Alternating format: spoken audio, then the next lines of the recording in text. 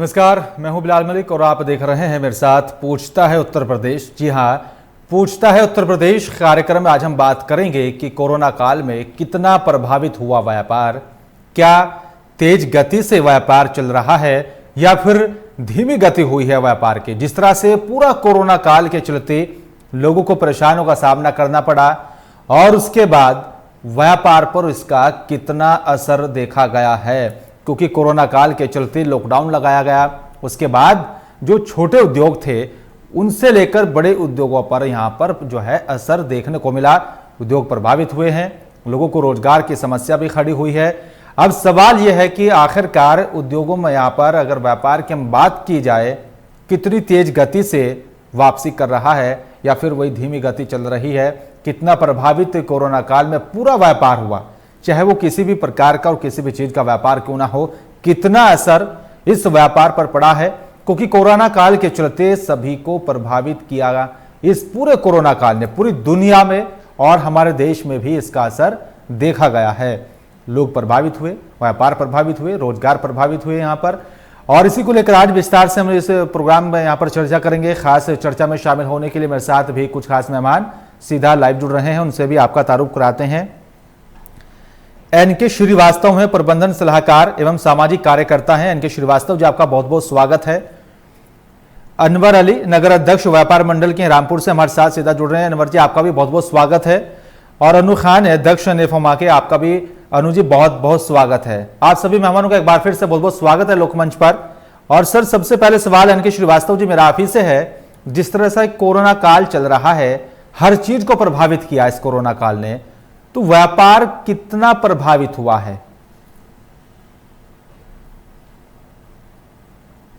नमस्कार सर। और ये सबको विदित है कि ये जो पैंडेमिक है ये केवल हिंदुस्तान ही नहीं बल्कि पूरे विश्व को अफेक्ट की है। और जहाँ तक देखा जाए तो हिंदुस्तान में तो ये एक बहुत बड़ी विपदा के रूप में सामने आई है। आजादी के बाद जितनी भी तरह की इंडस्ट्रीज थी, आपने देखा जब लॉकडाउन हुआ तब से लेकर के अभी तक लॉकडाउन में तो कम्प्लीटली ही बंद रही। और जो सबसे ज्यादा हिट हार्ड इंडस्ट्री हुई उसमें नंबर 1 पे मैं रखना चाहूंगा tourism industry. Export import tourism industry को तकरीबन माना जाए तो 5 लाख करोड़ का नुकसान हो चुका है। एक्सपोर्ट इंपोर्ट इंडस्ट्री जो थी वो भी काफी प्रभावित हुई। जो होटल एंड रेस्टोरेंट थे, transport business, textile industry, jewellery, automobile, ये जितने भी सेक्टर थे सारे के सारे रसातल में चले गए और सबका प्रोडक्शन लगभग 0 हो गया। और आप देख ही रहे हैं जीडीपी की क्या स्थिति है देश के। जीडीपी भी बहुत नीचे आ गई है। और इसका दूसरा जो प्रभाव एग्रीकल्चर सेक्टर पे पड़ा वो भी अपने आप में बहुत दुखद है। एम्प्लॉयमेंट की जो प्रॉब्लम रेज हो गई जी, लोगों को पलायन करना पड़ा, लाखों करोड़ों लोग अपने घरों को वापस गए रोजगार छोड़ करके। तो तकरीबन हर सेक्टर में लोगों के पास रोजगार नहीं है। जो इंडस्ट्री अब चलाना चाहते हैं उनके पास लेबर नहीं है जी। तो दोनों तरफ से मिसमैच हो रहा है। तो देश को तो बहुत बड़ा एक नुकसान हुआ है, परंतु उम्मीद है कि धीरे धीरे हम लोग इससे उभर रहे हैं और उभरेंगे जरूर। बिल्कुल। अनवर अली जी, आप नगर अध्यक्ष व्यापार मंडल के रामपुर से, आप भी इससे पूरे कोरोना काल के चलते आपने भी बारीकी से देखा, आप जुड़े रहे हैं। आपको क्या लगता है कितना प्रभावित हुआ है व्यापार, वो चाहे व्यापार किसी भी चीज का क्यों ना हो, कितनी दिक्कतें हुई हैं इस पूरे कोरोना काल में? कोरोना काल में जी तो जहाँ लोग जीवित का पालन नहीं करेंगे और दूरी मास्क का प्रयोग नहीं करेंगे और उसको नहीं देखेंगे तो फिर भी कहाँ से, जब लोग ही नहीं बचेंगे तो कारोबार कहाँ से चलेगा जी। अभी यह काम का तो यह है कि काम तो धीरे धीरे पटरी पर लौट ही रहा है और उम्मीद है कि लौट आएगा। अब थोड़ा ये है जब कोई मुसीबत आती है तो सबको मैनेज करना पड़ता है उसका जी। अब ये है कि हमारे जो जितने व्यापारी भाई हैं ये आहिस्ता आहिस्ता कर रहे हैं और हमारा जो लेबर डिपार्टमेंट है वो भी काफी प्रभावित हुआ है इससे। और इसका तो सारे देश को वो पूरी विश्व को डट से मुकाबला करना है कि अगर हम इसका मुकाबला नहीं करेंगे, डर जाएंगे तो कोरोना हावी हो जाएगा। कोरोना तभी भागेगा तो हम इसका डट के मुकाबला करें और अपने व्यापार को ऐसी जैसे चल रहा है सोशल डिस्टेंसिंग के रास्तों से चलाते रहें और जी। सरकार की गाइडलाइन को फॉलो करें। बिल्कुल। और आने वाले वक्त में वैक्सीन का भी चल ही रहा है आजकल में, फरवरी मार्च तक बोल रहे हैं वैक्सीन जी। आई जाएगी, उम्मीद है आई जाएगी। इसके बाद सब ठीक हो जाएगा। रोजगार भी काफी हद तक ठीक ठाक चलने लगे।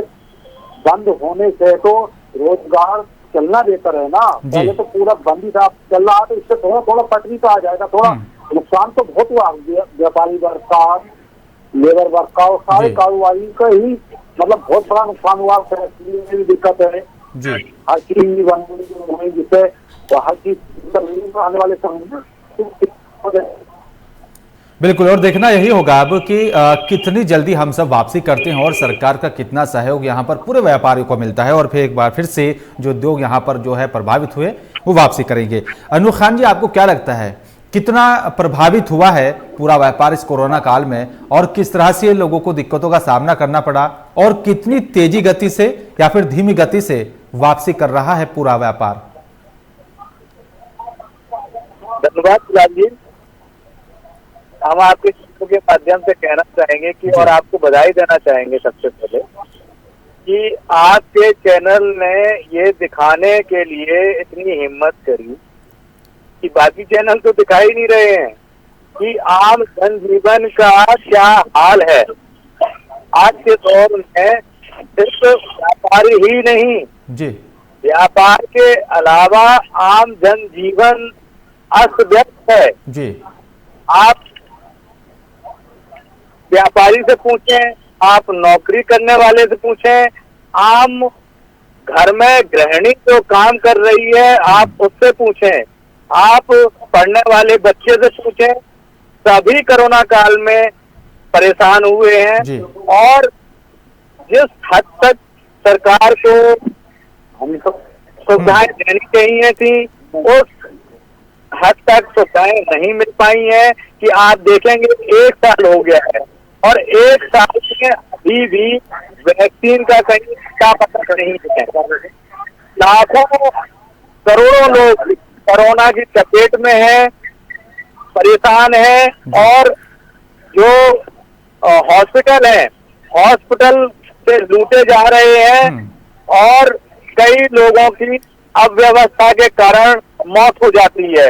तो ये कहीं ना कहीं जो केंद्र सरकार है, राज्य सरकार है और हमारे जो नुमाइंदे हैं उनको देखना पड़ेगा कि हम आज किस लिए हैं। हम उस पद पर जो अगर बैठे हुए हैं, जनता ने हमें जिताकर भेजा है, तो हम उनकी दुख तकलीफ दूर करने के लिए आज यहाँ पर बैठे हुए हैं। और अगर हम उनकी दुख तकलीफ दूर नहीं कर पाते हैं, महंगाई दूर नहीं कर पाते हैं, एक तो आम आदमी वैसे ही कोरोना से परेशान है, दूसरी तरफ से जो सरकार द्वारा हमें सुविधाएं देनी चाहिए थी वो नहीं दी गई। महंगाई चरम पर है, महंगाई पर कोई कंट्रोल नहीं है। कोई भी व्यवस्था आप कहेंगे ना तो वो व्यवस्था पर कंट्रोल नहीं कर पाए हैं, जिसकी वजह से आम आदमी दोहरी मार झेल रहा है। एक तो वो कोरोना की मार झेल रहा है, एक जो महंगाई है महंगाई की मार झेल रहा है, दूसरा जो हॉस्पिटल वाले जो लूट रहे हैं उसकी मार झेल रहा है फिलहाल। ठीक है सर। एनके श्रीवास्तव जी, सरकार का साथ नहीं मिल रहा है, लोग परेशान हो रहे हैं, महंगाई भी बढ़ रही है और जो उद्योग है हमारे वो कहीं ना कहीं प्रभावित जरूर हुए यहाँ पर कोरोना काल में। वापसी कैसे करेंगे, पटरी पर उद्योग कैसे लौटेगा सर? देखिए, मैं अनूप खान जी को सुन रहा था तो निस्संदेह इस वक्त एक त्रासदी है ये और एक पेंडेमिक के नाते जो हिंदुस्तान में या पूरे विश्व में जो आपाधापी का माहौल है, ये परेशानी का सबब तो है, लेकिन सिर्फ मतलब ये नहीं माना जाना चाहिए कि सरकार काम नहीं कर रही है। सरकार काम कर रही है। अब ये है कि उतनी तेजी से, जितना तेजी से डिस्ट्रक्शन हुआ है, इस कोरोना ने जितना तेजी से सारे सिस्टम को फेल किया है, उतने तेजी से कंस्ट्रक्टिव वर्क नहीं हो पा रहा है जो होना चाहिए। अच्छा, दूसरी बात यह है कि हम लोग को ये भी नहीं भूलना है कि भाई 130 करोड़ की जनता है और धीरे धीरे हम लोग उठ भी रहे हैं, मेहनत भी कर रहे हैं। सरकार की तमाम पॉलिसीज आई हैं, जैसे एमएसएमई सेक्टर को 10.7 लाख करोड़ का इन्होंने दिया, बूस्टअप दिया। एनबीएफसी को 75 लाख करोड़ का दिया, पावर डिस्ट्रीब्यूशन कंपनीज को 90 लाख करोड़ का दिया, माइग्रेंट्स को फूड दिया, तमाम लोगों को खाना प्रोवाइड किया। सरकार तो देखिए कर रही है, कहीं ना कहीं जो करने वाले बीच के लोग हैं उनकी भी जिम्मेदारी बनती है, हम लोगों की भी जिम्मेदारी बनती है। और हिंदुस्तान आप देख रहे हैं धीरे धीरे उठ रहा है, बहुत ज्यादा जागरूकता लोगों के प्रति लॉ अबाइडिंग लोग नहीं है, तो कहीं ना कहीं थोड़ी दिक्कतें तो रहेंगी। और हमें उम्मीद है कि धीरे धीरे सबके सहयोग से, केवल सरकार की मैं बात नहीं करता, मैं हमारे जितने भी भाई हैं, सिटीजन्स हैं हम लोग भारत के, सब लोग के संयुक्त प्रयास से और इस महामारी के दुष्प्रभावों से हम लोग काफी आगे निकल जाएंगे। अब देखिए धीरे धीरे जीडीपी भी बढ़ रही है, उद्योग धंधों में भी धीरे धीरे रिकवरी हो रही है, तो थोड़ा समय तो लगेगा और मुझे लगता है कि हम लोग रिकवर कर जाएंगे और फिर अपनी पुरानी स्थिति बहुत जल्दी हासिल कर लेंगे, मैं ऐसा उम्मीद करता हूँ। ठीक है सर, उम्मीद करते हैं कि जल्द ही अब पूरा व्यापार जो है वो पटरी पर वापस लौटे। अनवर अली जी, आपको क्या लगता है कि जो हमारा पूरा व्यापार जो प्रभावित हुआ है इस कोरोना काल में, सरकार और शासन प्रशासन का कितना साथ व्यापारियों को मिल रहा है ताकि फिर से सब कुछ वापसी हो, सब कुछ वापस पटरी पर लौटे?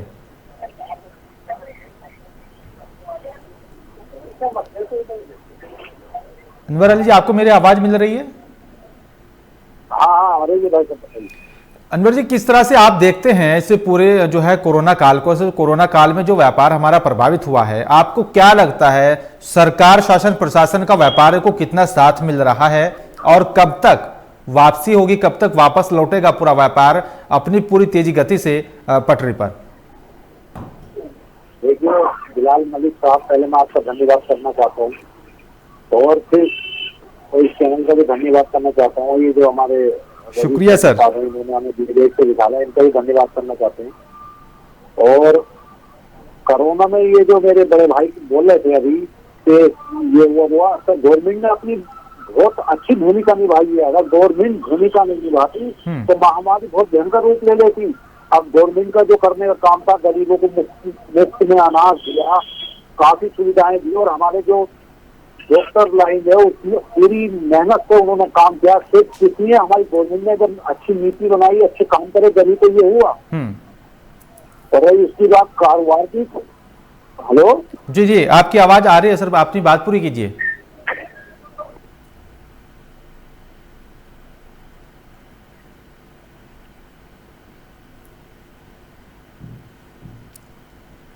हेलो,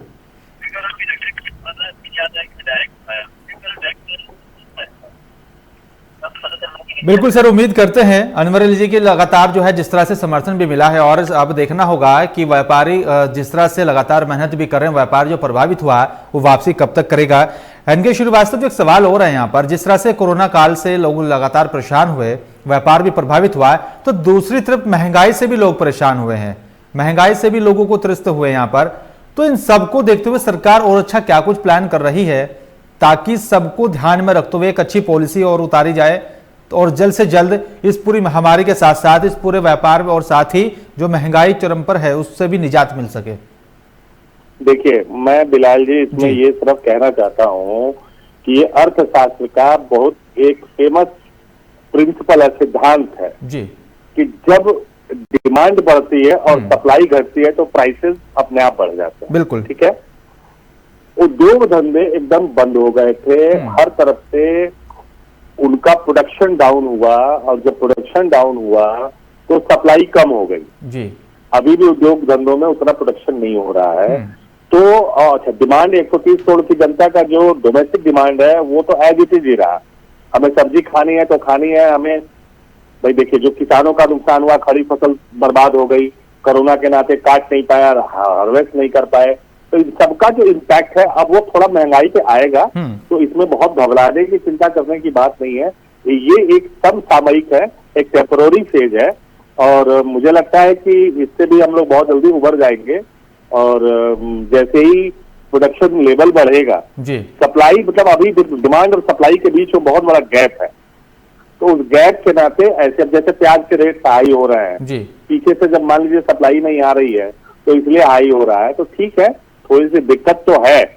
जहां एकदम हम लोग डूब रहे थे जी वहां अगर संयुक्त प्रयास से, सम्मिलित प्रयास से सारे हम सभी लोग अगर धीरे धीरे उभरने की तरफ आगे बढ़ रहे हैं तो ये अच्छी बात है, और ये एक सकारात्मक मतलब संयोग भी कहा जा सकता है और लक्षण भी है। और मुझे लगता है कि अन्य देशों को अगर देखा जाए तो हम लोग क्या जो इकोनॉमिक रिकवरी की रेट है, देखिए अब जिसमें एमएसएमई सेक्टर के छोटे उद्योग धंधे हैं जो छोटे छोटे डिमांड को क्रिएट करते हैं, अब वहां से चीजें उठनी चालू हो गई हैं। रेहड़ी, पट्टी, खोखा, ये जो छोटे छोटे उद्योग धंधे हैं जो बहुत माइक्रो लेवल के हैं, अब वहां से थोड़ा थोड़ा एम्प्लॉयमेंट जनरेशन और काम चालू हो गया है। तो धीरे धीरे मनी फ्लो भी बढ़ जाएगा और मुझे लगता है कि बहुत जल्दी हम लोग फरवरी माह तक इन सारी चीजों पे काबू पा लिया जाए। बिल्कुल। एक सवाल और है यहाँ पर श्रीवास्तव जी, निकलकर सामने भी आता है, जिस तरह से जो छोटे व्यापारी हैं, जो रेडी पटरी वाले जो होते हैं, लेकिन दूसरी तरफ जो खरीदार हैं इस कोरोना काल में ऑनलाइन का ज्यादा इस्तेमाल कर रहे हैं, तो देखिए एक डर है ना, एक डर उनके अंदर है कि हम बाहर निकलेंगे, वहां जाएंगे तो थोड़ा वहां सैनिटेशन नहीं है, खुला है, कई बार आप देखे होंगे रेहड़ी पट्टी कैसे कैसे जगहों पे लगती है, तो लोग थोड़ा सा घबरा रहे हैं। लेकिन वहीं पे ये देखो कि हिंदुस्तान है, ये भारत देश है, यहाँ पे बहुत जल्दी हम लोग भूल जाते हैं, कोरोना को भी भूल जाएंगे, सब लोग निकलेंगे, निकल रहे हैं। लेकिन सर जो रेहड़ी पटरी वाले हैं, जो रेहड़ी पटरी वाले हैं यहाँ पर सर, और एक तरफ दूसरे जो खरीदार हैं वो ऑनलाइन का ज्यादा इस्तेमाल कर रहे हैं, तो उनके लिए सरकार क्या कुछ प्लान कर रही है? जो छोटे उद्योगपति हैं यहाँ पर, जो छोटे छोटे उद्योग चला रहे हैं, रेहड़ी लगा रहे हैं, छोटी छोटी दुकानें लगा रहे हैं साप्ताहिक मार्केट में, उनको और अच्छा ऑप्शन किस तरह से मिलेगा सर सरकार की तरफ से?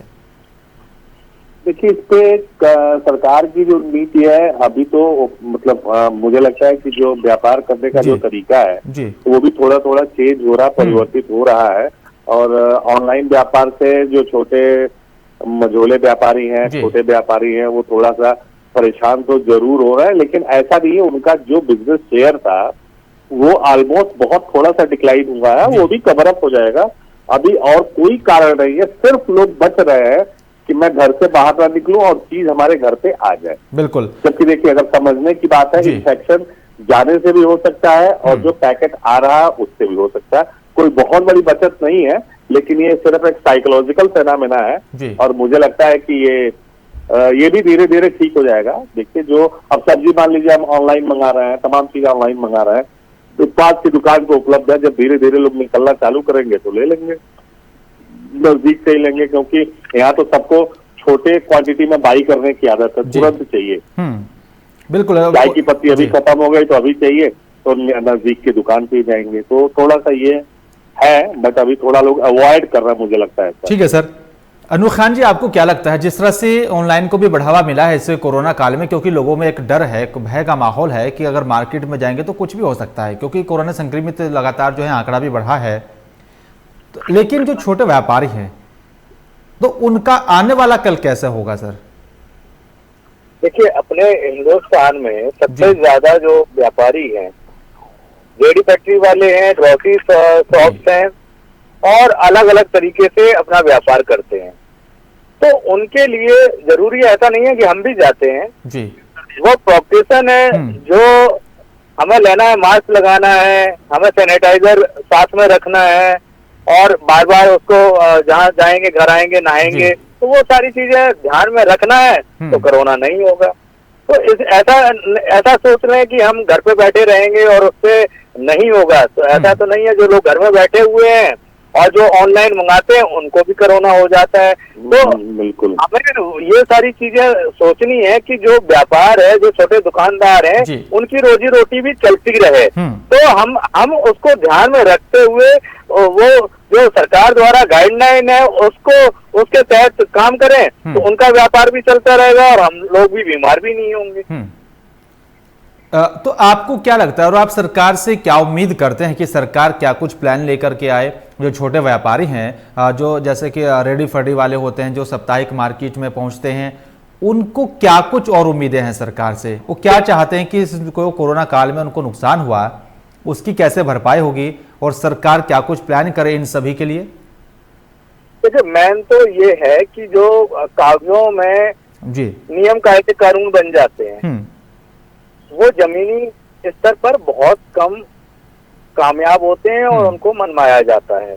तो मेरी जो हमेशा अधिकारियों से जो वार्तालाप रहता है उनको हम बोलते भी हैं कि जमीनी स्तर पे वो कामयाब होना चाहिए, तभी हम किसी चीज को फुलफूट कर सकते हैं। आप जाएं कि नोएडा, ग्रेटर नोएडा की जो मार्केट है, आप सेक्टर 27 चले जाएं तो वो आप देखेंगे वहाँ एक के ऊपर एक लोग चढ़े जा रहे हैं। तो वहाँ पर कोई ऐसा दिखता ही नहीं है कि कोरोना काल का कोई फर्क है। वहाँ कोई चेक करने वाला नहीं है, कोई कुछ नहीं है। वहाँ पर किसी ने मास्क लगाया है, किसी ने नहीं लगाया है, तो भाई कोरोना तो फैलेगा। आप वहाँ देखें, आप रोड पे आप ये देखें, रेड लाइट पर आप देख रहे हैं कितना मास्क लगाया, कितने नहीं लगाया। जो मार्केट में वहाँ ये छोटी सी मार्केट में वहाँ पर कम से कम 2000-3000 आदमी शाम को इकट्ठा हो रहा है, एक के ऊपर चलने की जगह नहीं है। तो आप वहाँ क्यों नहीं चेक करते हैं? आप ये सिर्फ क्यों देखते हैं कि हम जो उसका फीस है वो सिर्फ लेने के लिए वहाँ रेड लाइट पर खड़े हों? आप उनको सुरक्षा करिए, उनको बचाइए, उनको कि भाई कैसे नियम कायदे कानून मानने। बिल्कुल, तो कहीं ना कहीं कदम तो उठाना होगा। अनवर अली जी, आपको क्या लगता है, क्योंकि इस कोरोना काल में चाहे छोटा व्यापारी हो या फिर बड़ा व्यापारी हो, सब प्रभावित हुआ है, लेकिन जो छोटे व्यापारी हैं उनको ज्यादा दिक्कतों का सामना करना पड़ा है, तो कैसे भरपाई होगी इस पूरे जो नुकसान हुआ है छोटे व्यापारियों का? और वो क्या उम्मीद करते हैं सरकार से कि सरकार की तरफ से क्या कुछ उनके लिए जो है कदम उठाया जाए? क्योंकि छोटे व्यापारी के सामने कई प्रकार की समस्या है। वो साप्ताहिक मार्केट में अपनी दुकानों को लगाते हैं, रेडी फड़ी पर वो अपनी दुकानों को लगाते हैं, तो इस तरह से उनके सामने और भी कई ज्यादा समस्याएं खड़ी हो जाती हैं।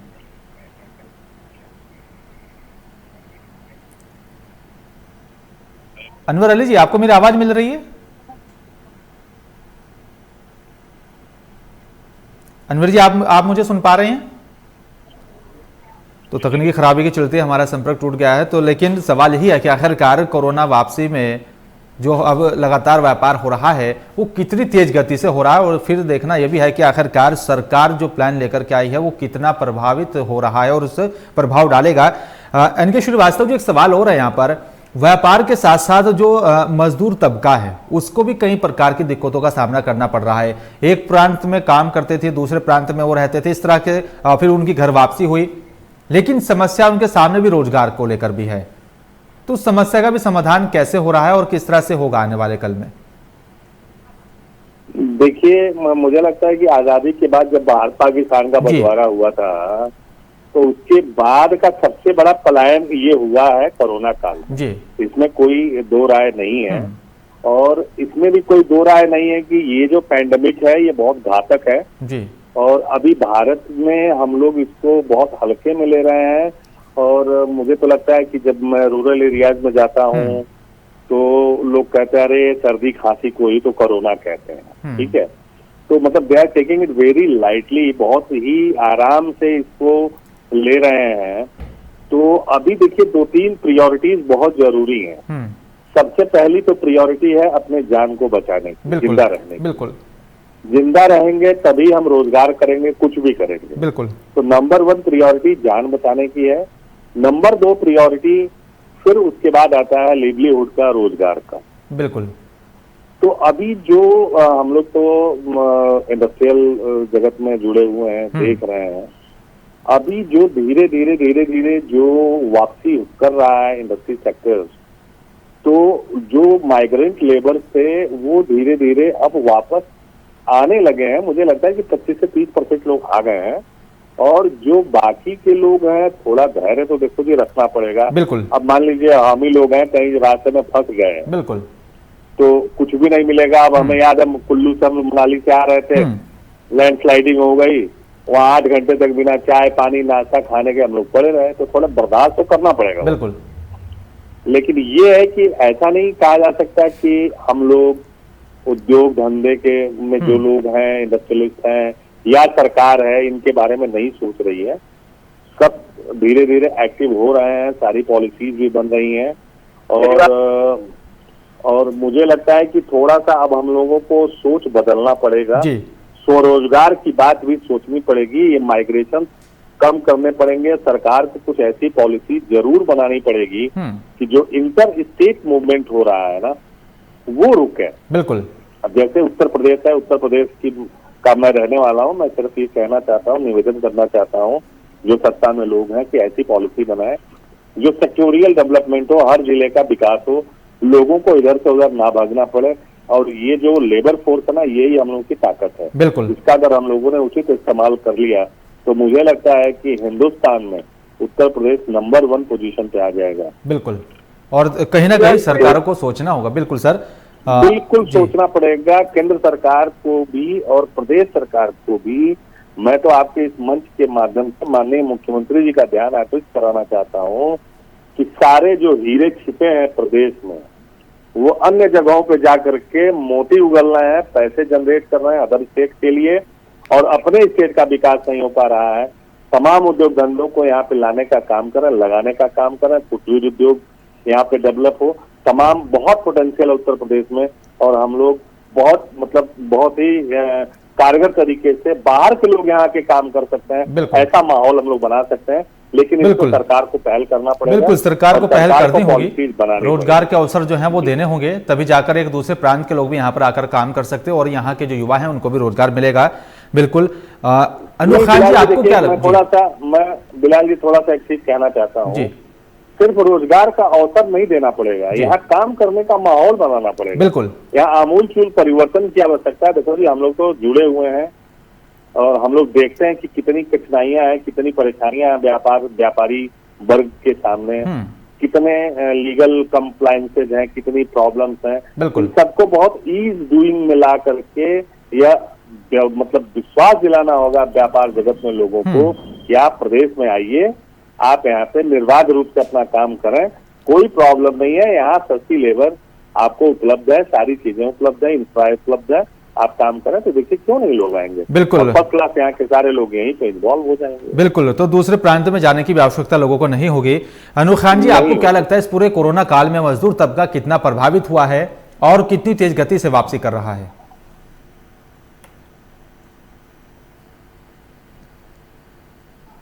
लाल जी, कोरोना काल में जी बहुत जो मजदूर तबका था, ज्यादातर तो लेबर बाहर चली गई थी। अब उनको सबसे बड़ी समस्या ये है कि यहाँ पर बुलाया जाए, और बुलाए जाने के लिए जो सेक्टर हैं, जो फैक्ट्रियां हैं, ज्यादातर लोग फैक्ट्रियों में काम करते थे। फैक्ट्रियां अधिकांश बंद हैं, बिल्डरों के यहाँ काम करते थे, रियल एस्टेट के काम बंद हैं, तो वो यहाँ पर लेबर आए कैसे? कुछ फैक्ट्रियों में लेबर आ रही है, लेकिन जब तक वही बात है कि जो प्राधिकरण है या जो अधिकारी हैं, जो सुविधाएं फैक्ट्रियों को देनी चाहिए वो नहीं मिलेंगी, क्योंकि अभी ये एक तरीके से उद्योग को हमें दोबारा से रन कराना है। अगर कोई चीज चलते हुए रुक जाए, 6 महीना 1 साल रुक जाए, तो इसका मतलब है उसे दोबारा से हमें चलाना है।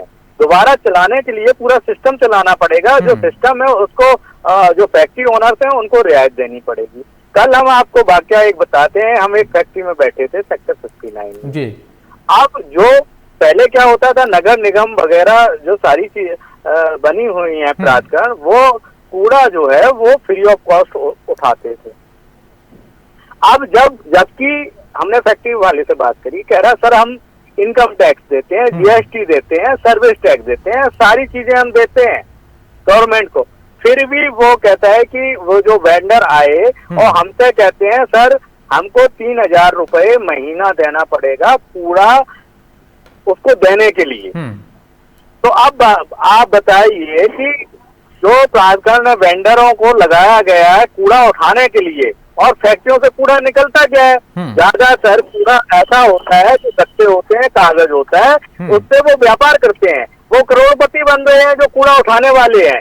और जो फैक्ट्री वाले हैं अब उनको अपना व्यापार चलाना मुश्किल हो रहा है। अब वो ऐसे छोटे छोटे तरीके से वो पैसा देंगे तो ये कहाँ जायज है? यही मैं आपको पहले भी बताया था कि जो पॉलिसी मेकर हैं, जो विधायक हैं, जो सांसद हैं, उनको ये देखना पड़ेगा कि हमारे यहाँ कैसे व्यापारी रुके, कैसे रेडी पटरी वाले रुके, कैसे ये जो लेबर है वो यहाँ पे स्टेबल हो दोबारा से। बिल्कुल, तो ये सारी चीजें जो पॉलिसी बना जी बिल्कुल कहीं ना कहीं कदम उठाना होगा ताकि एक अच्छा माहौल भी जो है व्यापारी को मिले और तभी जाकर व्यापार यहाँ पर बढ़ेगा। अनवर अली जी, आपसे भी फाइनल कमेंट मैं यहाँ पर चाहूंगा। सरकार को, प्रशासन को, जनप्रतिनिधियों को किस तरह से पॉलिसी लानी होगी ताकि जो व्यापार है वो बढ़े और व्यापारियों को जो दिक्कतों का सामना करना पड़ रहा है उन दिक्कतों से उन्हें भी यहाँ पर निजात मिलेगी?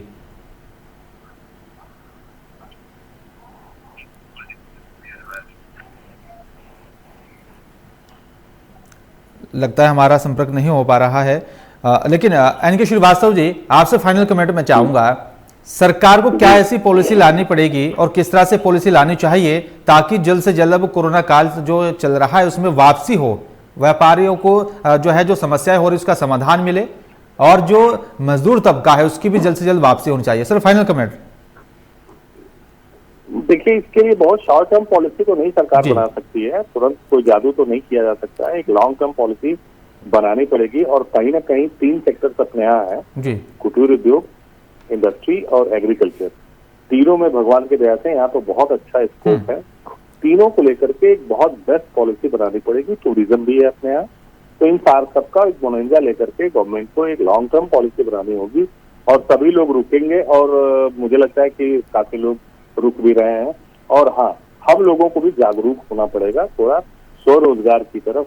बिल्कुल, हम सबको भी जागरूक होना होगा और सरकार को भी एक नई पॉलिसी यहाँ पर लानी चाहिए ताकि सबकी समस्या का समाधान हो। शुक्रिया आप सभी मेहमानों का इस खास चर्चा में शामिल होने के लिए और विस्तार से बातचीत करने के लिए। लेकिन सवाल यही है, इस कोरोना काल में जो व्यापार प्रभावित हुआ वो कितनी तेज गति से वापसी कर रहा है और व्यापारियों को किन किन परेशानियों का और दिक्कतों का सामना करना पड़ रहा है और उन दिक्कतों का समाधान भी शासन, प्रशासन, सरकार किस तरह से कर रही है और जो व्यापार हमारा प्रभावित हुआ वो कब और कैसे और कितनी तेज गति से वापसी कर रहा है, अपनी पटरी पर वापस लौट रहा है और जो दिक्कतें लोगों को हुई हैं उनसे निजात भी सरकार किस तरह से दिलाने की कोशिश कर रही है।